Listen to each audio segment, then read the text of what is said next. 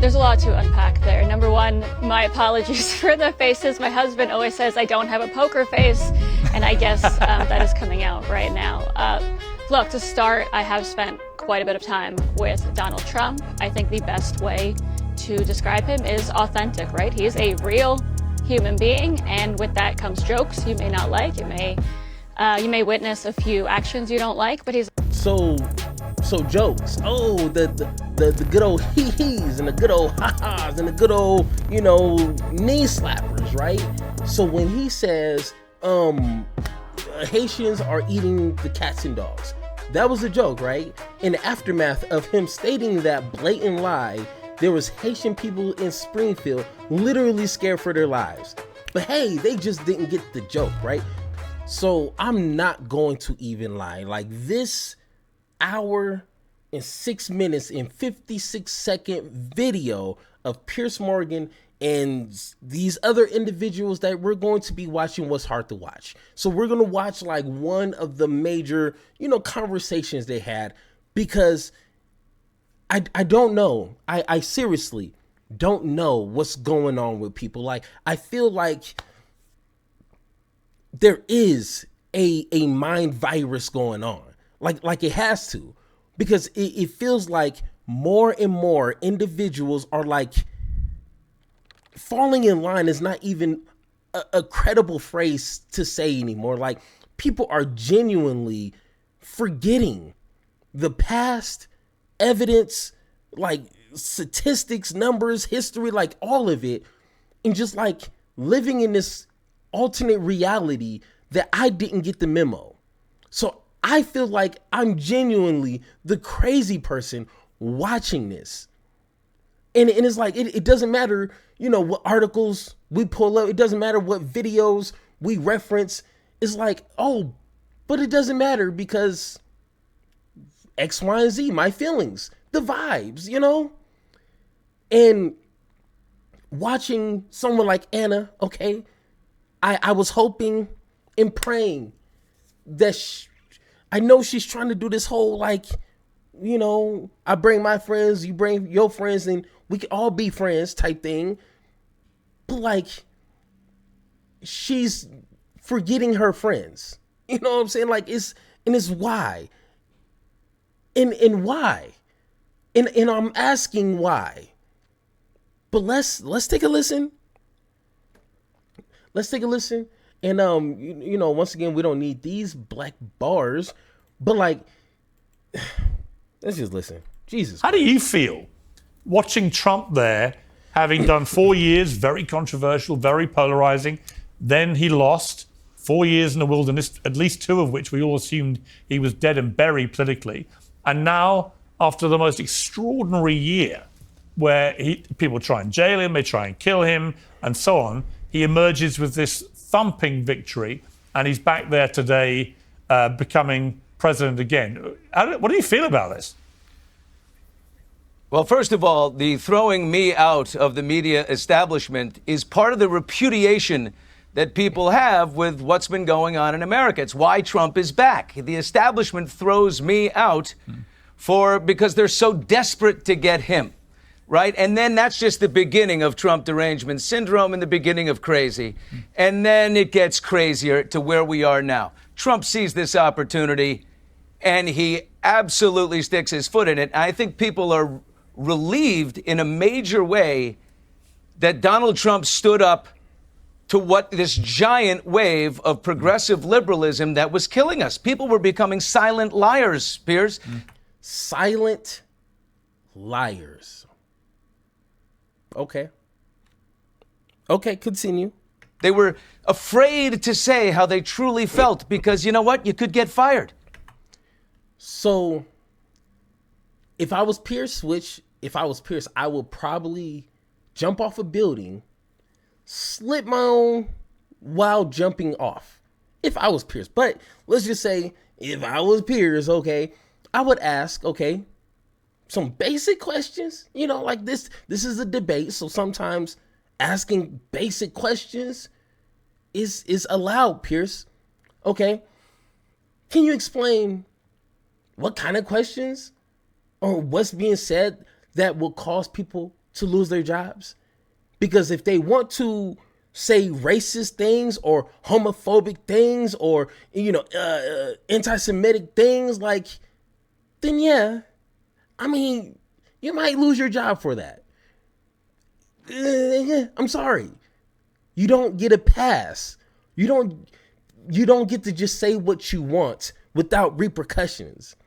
That's the thing with these rich folks. They feel like they have the authority because they have money to say whatever they want without repercussions. No. Your words have consequences. Your actions have consequences. That's simple. But no, we as Americans, look at his face. Oh, well, we as Americans should be able to say what we want. Look at me, I'm crying. Bro, shut up. Stop whining. I know who you are, but I really don't care of who you are. You probably done something, sexual harassment to someone, and you got in trouble, and now you're crying, oh, wokeism, killed my career. No, your own poor actions probably did, 9 times out of 10. I don't got the time or really don't care to figure out who you are. You probably did something along those lines. So now you're like rallying behind another sexual assaulter because like that makes you less of a weirdo, I guess. I don't know, but let's continue. You could lose your entire livelihood. Like anything can happen. It got that crazy. And Trump is the first one to stop it. And I think he's the face of the end of wokeism. I feel very hopeful. I'm grateful that he did that. And now going forward, look, he's got some ideas that resonate with people. Trump is a little bit erratic. Can he lead this merry band of solo artists he has there, like Elon Musk and Bezos and all these guys and Vivek, and if Vivek is still around. But he's got all these incredibly oddball but really smart people in there. Can he lead them? I hope so. Yeah. Joe Walsh, everyone is billing this as the kind... And it's weird. This is the only... My finger cut off. This is the only sane person on this panel. Everybody else can trip and fall straight on their dumb ass face. I mean it. I don't pray for a lot of things, but I pray for that they trip hard, like face first, no hands involved on their face. Let's continue. Kind of the beginning of the end of wokeism. Elon Musk actually announced, that the woke mind virus has now been cured and so on. It does feel like, as you watch Trump railing there about everything from immigration to gender and so on, and DEI, with Joe Biden and Kamala Harris sitting there stony-faced, that this election, it does represent, it seems, like a sort of extraordinary repudiation of all of that stuff. Do you accept that? No, Pierce, I think it's just a course correction. Look, the far left has issues and the Democratic Party has issues. You know where I stand on Trump. He's an utterly horrible human being, one of the worst. But the fact that he won tells us the real issues the Democrats have. Yeah, the far left has issues with speech, political correctness. But guess what? So does the far right. So does the MAGA right. So does Trump, who wants to sue people in newspapers who say mean things about him, or sue pollsters that deliver polls that he doesn't like. Look, the reason Trump won is simple. The American people are pissed off. With good reason about a lot of things. Trump's a demagogue and he lies to these people every single day, but the Democrats have ignored these folks who are pissed off. So America went with the bad guy who they thought was at least listening to them. And it's funny, he brings up a good point. Trump has sued and threatens to sue these news organizations and publications and whatever because they're being mean to him. He got Zuckerberg to bow down and to lighten up, the fact checking on Facebook, because that fact checking 9 times out of 10 is fact checking that ass. So like Of course he doesn't like that. But Mr. Crybaby over here, oh no, the Democrats taking away our freedom of speech. But you don't have nothing to say about Trump threatening these institutions, these social platforms because of X, Y, and Z. Once again, no one cares about hypocrisy if it benefits them. These will be the same individuals that will cry and complain about, Bill Gates, funding the Democratic Party for this nefarious, plan to take over the world, while literally the richest guy, the wealthiest guy on planet Earth funded and won a campaign with his money. We don't want to, but Bill Gates. It's funny you say that on a day when Joe Biden once again has done something that he vowed to the American people he would never do. He's just issued all these preemptive pardons for Dr. Fauci, to many others, and at the last second, he suddenly did the whole family. They all got preemptive pardons too, his siblings and their spouses and so on. This is exactly the kind of thing, Joe, which unfortunately for the Democrats, it's all going to be used as an ongoing stick to beat the Democrats with. Biden, in the end, betrayed you, didn't he? Well, you know what, Pierce, 5, 6, 7, 8, 9 years ago, I would have agreed with you. And I would have opposed this notion of these preemptive pardons and Biden pardoning his families. But I'm sorry, this is the world Trump has brought. We live in this world now. Yep. Trump breaks every rule there is and any law he can break. So the Democrats decide, okay, I'm going to go down that road too. I'm going to fight back. Donald Trump, Pierce, runs for office and says, I'm going to put my political opponents in jail. Well, that's fairly unprecedented. And that's my point. At some point, I need Democrats, liberals, which, okay, if I don't know, but more so the progressive. I need the leaders to not care about what these Republicans are going to say. Because just like idiots like this, the Democratic Party are breaking all their promises and blah, blah. They're not playing fair. Like Trump literally built his campaign, built his political career off of breaking every single norm that I didn't even know about, that I didn't even know existed. And I found out when he broke it. What's going on?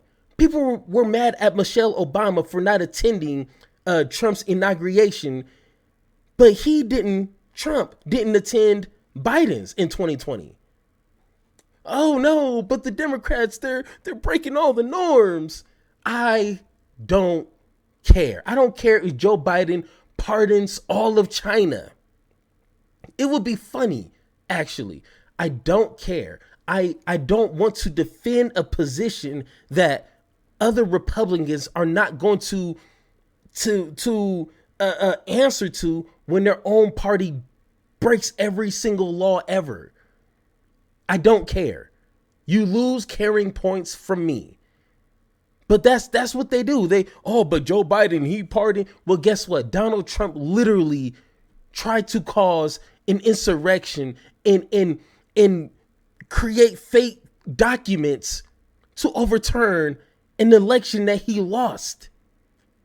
I don't want to talk about anything else until we get that squared away. I don't want to. But okay, whatever. Got you. So I don't blame Biden for. Well, hang on. Sorry, Joe.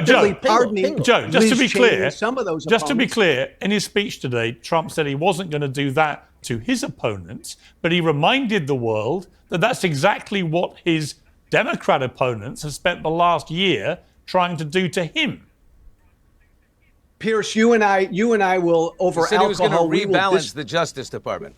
We'll disagree with this until the cows come home. Donald Trump tried to overthrow an American election. Do you not want our agencies to investigate that? Trump does bad things, and then we get mad at the departments that investigate him. That's a bunch of hooey. All right, let me bring in. Yeah, it's kind of weird. Trump breaks laws, breaks rules, and then when he gets investigated, people are mad. at the institutions doing their main job. But let's hear what Anna has to say. Elizabeth, you've been pulling some great faces, Elizabeth. I have to say, throughout Jesus Joe's statements there, which would suggest to me you don't entirely agree with them. Let's start with his claim that Trump's a very bad person, one of the worst people in the world. I've got to say, I've known Donald Trump a long time, and I'm not claiming for a moment he's Mother Teresa reincarnated. But I do think that there's a lot of good about Donald Trump. And I heard this throughout this whole entire interview. Oh, well, I know Donald Trump. I know Donald Trump. Oh, he's a good friend. I don't care if you know Donald Trump. If anything, that probably clouds your judgment on who he actually is. I know a lot of cool people out there. Trust me, cool, down to earth. They'd probably be a good friend for you. But I would never suggest they run for any political party. No, do not do that. As your homeboy, you are not built for that. You are not equipped for that. So once again, I don't care. Like, oh, I know Donald Trump and he's no Mother Teresa. What is that supposed to mean? We're not asking for a Mother Teresa as president. We just want someone who's not racist.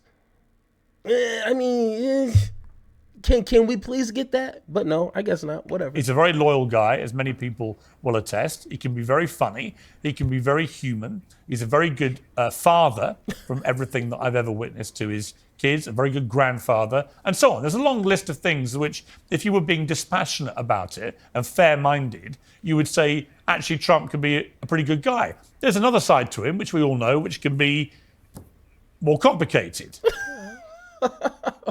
There it is, right there. Hey, Trump is a good father. He's a good grandfather. He's a good grandfather. He's a good not a good husband, because we know that history. He's a good friend. Once again, Pierce, those are not qualifications to be president. Okay, those are qualifications, I guess, to be your friend. Two different jobs, and to label everything else that I would label racist, incompetence, you label as complicated. Hey, Pierce, your Confederate flag is showing. I'm sorry. It's hanging out your pocket, bro. Come on. You're not fooling nobody. But let's hear the answer. All right. He trash talks people in a way that people don't like. He does stuff which winds people up, and so on and so on. And he has some policies which are awful, as all presidents do. How do you best describe him, Elizabeth, to people who don't really get him? You spend a lot of time around him. How do you see him? There's a lot to unpack there. Number one, my apologies for the faces. My husband always says I don't have a poker face, and I guess that is coming out right now. Look, to start, I have spent quite a bit of time with Donald Trump. I think the best way to describe him is authentic, right? He is a real human being, and with that comes jokes you may not like. You may witness a few actions you don't like, but he's so jokes. Oh, the good old hee-hees and the good old ha-has and the good old, knee slappers, right?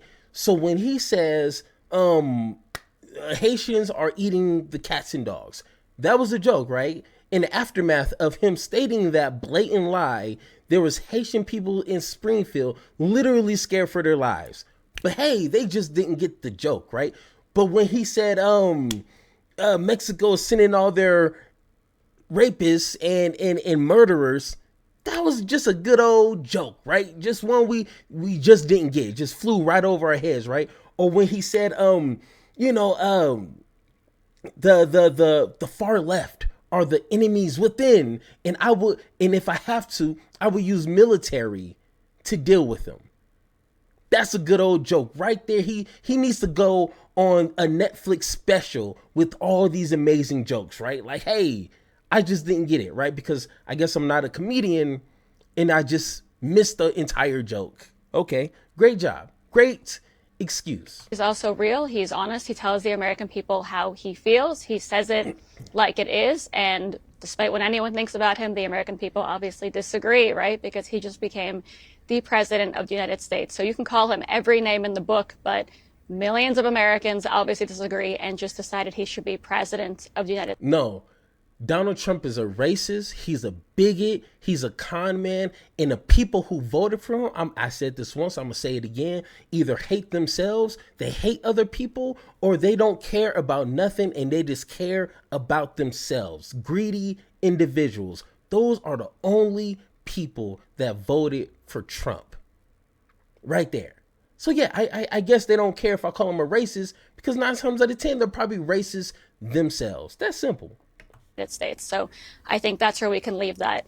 I think when it comes to claiming that Donald Trump is going to go after his political opponents, it's laughable considering what we just witnessed for the last few years, considering what I have seen on the sidelines happen to President Trump himself, happen to his family, who I know very well, happen to his staff, happen to people like me. People like me. Hey, let me go ahead and note this real quick. We are at 23:46. So let's go ahead and just watch a few things, and you tell me, okay? Let me go ahead and switch this. You tell me, does this sound like Trump is just kind of joking around, right? You said President Biden. Trey Gowdy became a fan. You know Trey Gowdy. You campaigned on destroying the deep state. Do you want Kash Patel to launch investigations into people on that list? No, I mean, he's going to do what he thinks is right. He's going to do what he thinks is right. Remember that. Hey, I know people have the memory span of like 5-10 seconds, but I need you to remember that. Let's continue. You think that's right? Do you think that's right, sir? If they think that somebody was dishonest or crooked or a corrupt politician, I think he probably has an obligation to do it. So if somebody in government breaks the law in any way, shape, or form, these institutions that has that one job to do should look into it, investigate, and if there's any wrongdoing, they suffer the consequences, right? Okay, once again, I need you guys to remember that. One more. Ask you this. You said President Biden, quote, that you're going to appoint a real special prosecutor to go after Joe Biden. You said that during the campaign. Where? You said that on Truth Social, June 12th, 2023. I will appoint a real special prosecutor to go after the most corrupt president in the history of the United States, Joe Biden, and the entire Biden crime family. Are you going to do that? Are you going to go after Joe Biden? I'm really looking to make our country successful. I'm not looking to go back into the past. I'm looking to make our country successful. Hey, that's a great way to avoid answering the question. Now, like I told you, remember Kash, which is not a funny first name, but just a very convenient one. One of the things Mr. Kash Patel, and hear what he has to say. I clicked on the wrong link. Let's go ahead and listen. 2023 book, Patel listed more than 6 officials who he described as the deep state. That looks like Patel listed a bunch of Democrats on that list. A bunch, but yeah, let's continue. More than 6 officials who he described as the deep state, a group he has repeatedly called for investigating. And across dozens of appearances on podcasts and TV reviewed by the Washington Post, Patel revealed his intent to relitigate the 2016 election and Trump's first impeachment. Come January of 2025, we prosecute all these guys for lying to Congress, which is a felony punishable by 5 years in prison. And also how he wants to criminally investigate the January 6th committee, members and witnesses alike. They said the January 6th committee is legit. Okay, if you're legit, then you're subjected to the federal statutes. And let's see who broke the law. Hey, that's kind of funny, right? And it's weird how Trump is, and I don't even think Trump is doing this on purpose, but those who are trying their hardest to defend anything and everything he says in a way of, Trump said he's not going to do this, even though he has a passive saying he's going to do it. Just last week or a day ago, he said he's not going to do it, but the people he's appointing to do this very job are blatantly telling you what they're going to do. So what do you think is going to happen? But I guess people don't want to recognize that. Like me, I haven't talked about it. I've kept quiet, waiting for today, right? Waiting for Donald Trump to get sworn in. But they went after me too. They went after my family too. This DOJ wanted to crush any opposition. Trump's DOJ. Hey, Trump's DOJ. Trump's DOJ went after. We're not going to get into. It was Trump's DOJ that he appointed, and they went after you. So maybe don't blame them. I don't know. Whatever. That they had, because they were so terrified of Donald Trump being as popular as they knew that he was, and the moment that we all witnessed today, Donald Trump becoming president. Again, the fact is he stood there, said he would not go after his political opponents, was sworn in today in front of a crowd of people, many of which not only hoped that he would spend the remainder of his life in prison, but worked to make that happen. And he said he was not going to do the same thing to anyone else. You can lie about it all you want. That is not what he said. And I cannot. Oh, we can lie. Like I said at the top of this video, people have short-term memory, or they just don't care about the past, and they're going to just create whatever they want as their reality. I know, kind of weird, kind of funny. And I'll wait for him to prove everybody wrong and be the president the American people deserve. I mean, he couldn't have been clearer. And honestly, Joe, the irony of saying that this was all something that Trump's best, when he's literally been the victim of this for the last year in the most unprecedented manner. When you take a president of the United States, I'm going to say this one more time, through a criminal court for the first time ever that it's ever happened. And the reason you do it is because he may or may not have had a one-night stand with a porn star nearly 20 years ago and shuffled a bit of paper about it. It's a humiliating day for not just him and his family, but for America, for the American justice system, for the American presidential system. It was an absolute joke. So whose fault is it? Maybe, just maybe, hear me out, Pierce. I know we don't like to do a lot of critical thinking on your show, but hear me out. Maybe, just maybe, Trump should not have done that. Maybe he shouldn't have used campaign money as hush money. Maybe he shouldn't have did that, and then it would have been nothing to investigate. I mean, if you don't want to go to jail for burglary, maybe you shouldn't be a burglar. I don't know. If you don't want to go to jail for selling drugs, maybe you shouldn't be a drug dealer. I don't know. But, it's, I mean, they embarrass his family. No, Trump himself does plenty of that. Trust me, his family is embarrassed enough by him alone. So he doesn't need any help doing that.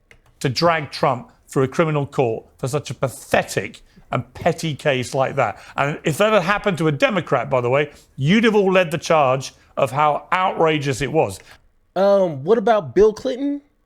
Why did he I wouldn't say gracefully, but why did he step down? I'm just saying, I know very little about that. I was only maybe 7 years old at the time, but if memory serves me right, he was going to get in a lot of trouble. But hey, no one cares. So. Let me bring in Anna Kasparian on this. I mean, Anna, the sense I got watching Trump today is the sense I've got from speaking to him quite a lot in the last few months. I've had 5 or 6 conversations with him since he got shot. And I've definitely detected a man who is unbelievably grateful to be alive, that he genuinely understands that he came within half an inch of death, and very nearly it happened again a few weeks later in the golf course, which was another appalling failure by the Secret Service. So he feels that very strongly. And I think that would affect any human being, anyone. But secondly, he feels the hand of history. He hasn't got a campaign anymore. All he's got left now is to deliver on his big promises. And if he does that, to leave a legacy as potentially one of the great American presidents. Okay, so before we get started, I'm hoping, I'm praying that she's going to say something along the lines of, okay, whatever, the piece of glass cutting them, okay, whoop-de, big deal, glad that he didn't get killed. All right, got you. We all appreciate human life. But secondly, what is his promises to the American people? And do we really want him to fully go through with those promises? Because those promises, however much that is only benefiting a certain group of people in America. So no, I'm sorry. I want him to fail at 99% of what he promised. Something like that. That's what a progressive who understands Trump's policy plans-ish, whatever he has, that's what they would respond to that. But let's hear what she has to say.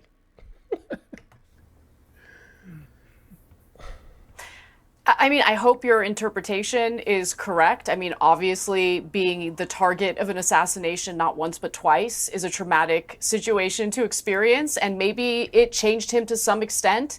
But I do want to just quickly go back to the points made in regard to the investigations. I really hope that Trump doesn't waste his time in his last term focusing on retaliation against his political opponents. So we're going to have to wait and see about that. Okay. I largely agree in regard to Alvin Bragg's prosecution of Donald Trump as it pertains to, his extramarital affairs with adult actresses. I like that you're giving him the benefit of the doubt, but don't be a cheeky little devil, you. Okay, you know that he had an affair. That's why the hush money payments were paid.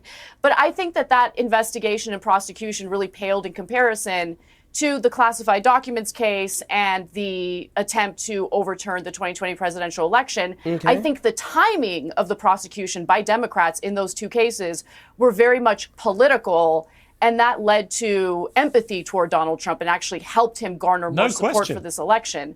But in regard to his speech, I think that what Trump does really well is he actually listens to the concerns of the American people. Polling for years indicated that the majority of Americans were concerned about inflation, concerned about undocumented immigration. And while the Democrats tend to think that this strategy of denying and pretending it doesn't happen or isn't happening is somehow a successful strategy, it clearly is not. He pays attention to what people are concerned about, and he speaks to those issues. And I really hope that this is a teachable moment for the Democratic Party. Okay. Now, the first half of all that she said, okay, I don't care. We all celebrate human life, whatever. I get it. The second half, or the second portion, yeah, I guess the timing, but I guess what time would be more reasonable for Republicans? I don't know. That's a weird statement, but the last part she said, Donald Trump speaks to whatever is popular. That doesn't mean anything. You can say that you're for higher wages. You can say you're for affordable education. You can say you're for, reducing Medicare costs. You can say anything if you don't mean it. And that's what he did his first term. And the results of his first term was none of that. I mean, even the border wall that was the main subject of his first term, he didn't even get Mexico to pay for it, and he didn't even finish it. So it's like, okay. In immigration, once again, he had 4 years to solve it, and he didn't. Once again, you can say what you want. That doesn't mean anything. And she say, he's telling, the American people what they want to hear. That's all he's doing. But once again, what makes you think he's going to do anything differently now? What indications? What evidence? What proof do you have he's going to make healthcare affordable? I'm sorry, but this whole setting a standard and pretending as if he doesn't have a history is weird to me. But that's where we're at. So far, I've seen them refuse to take any personal responsibility for their failures and foibles. I don't think they've learned, honestly. Cycle. Yeah, honestly, and I don't see any evidence so far that Democrats have learned a damn thing. I really don't. I've been seeing some of the stuff you've been saying, which is the right way to go. And Cenk Uygur as well has been saying similar stuff, which is, look, you have to recognize what's happened here. And you have to understand American people just did not buy into anything that were being sold by the Democrats. In fact, they just moved in big numbers from all Democratic groups to Donald Trump. Sorry, once again, that is a lie. When it comes to the black vote, Trump only had, 12, 13%? I'm sorry if that's 2 points more than 4 years ago, but leave black folks out of it. Do not put us in that misinformation statement you just made. Leave us alone, Pierce. We don't like you, okay? I can say that with certainty, okay? Don't do that. That's misinformation. You have to start from that. Billy, I want to play a clip. This is about Trump talking about DEI and sort of wokeism and the gender debate and so on. Let's take a listen to this. This week, I will also end the government policy of trying to socially engineer race and gender into every aspect of public and private life. We will forge a society that is colorblind and merit-based. As of today, it will henceforth be the official policy of the United States government that there are only two genders, male and female. You know, Billy, I can imagine a lot of cheering around America when they heard that. Just a bit of clarity on such an absurd debate. Well, we got to a stage where you had the President of the United States and his Vice President, Biden and Harris. To be honest, I don't really care what Billy has to say. I want to go to... Agree with me. It is literally not... So to kind of answer that is, okay, and I said this plenty of times, you want to get rid of DEI, which I had a DEI expert, Mr. Dr. Dabinga, explain it. So if you want to watch and learn what DEI actually means and how it's supposed to be implemented because of historical injustices towards a group of people, then watch that. But my question would be, okay, Trump wants to get rid of DEI. Okay, whatever, who? Got you. DEI is gone. But he said he wants to implement a colorblind society that doesn't look at color, but only merit. How do you plan to do that? What is the plan to do that? Because that's what DEI is supposed to do. So how do you plan on doing that? You can't just say it without telling us how you're going to do that. But you know what? Hey, I'm just a reader. That's it. I read things. Okay. Night and day. Chalk and cheese. What do you feel about that? Well, none of these guys, Pierce, have any ideology. The oligarchy, the billionaires, and I think every one of your guests should agree with me right now. Hopefully we all do. This is one thing both of these two political parties have. Both political parties, Donald Trump on the right and the Democrats on the left, they all bow down and kiss big moneyed interests. Mm-hmm. But Pierce, you keep, look, this is a pendulum. We keep talking about some swing against wokeism. Most Americans are in the damn middle. Whenever you bring up the transgender issue, Pierce, you bring up biological men playing in sports with biological women. Yeah. I agree with you. Most Americans agree with you. Common sense solutions. But you know what? Most Americans embrace the idea of our transgender brothers and sisters. Loving, let them live, let them identify as they want to live. But here's what I would say to that. I agree. But Joe, let me finish. Joe, don't get me wrong. Joe, let me finish. Okay. When it comes to sports and bathrooms, you're right. There are common sense solutions that the Democrats blew off. But you listen to the MAGA right on transgender Americans, it's a mental illness and they don't even exist. That's not where most America is. Yep. Okay, listen. It's weird. Yeah. The Democrats, they are championing that men playing women's sports, which once again, I still haven't seen any footage of Harris or Biden or any credible Democratic leaders saying that they want to force men into women's sports. I'm still waiting to see that clip from anybody. But yet, we need to believe that the Republican Party are for trans and gay people after literally Trump just said that it's a mental disorder? I'm a little confused. But hey,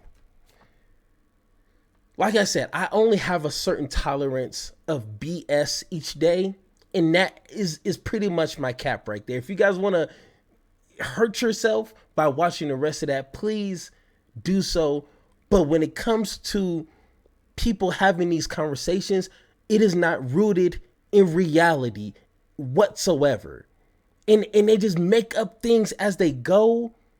But literally Trump would say things a day before and they'd be like, no, I'm sorry, that's not what he said. This is what he really meant. And this is what we're hoping in the future.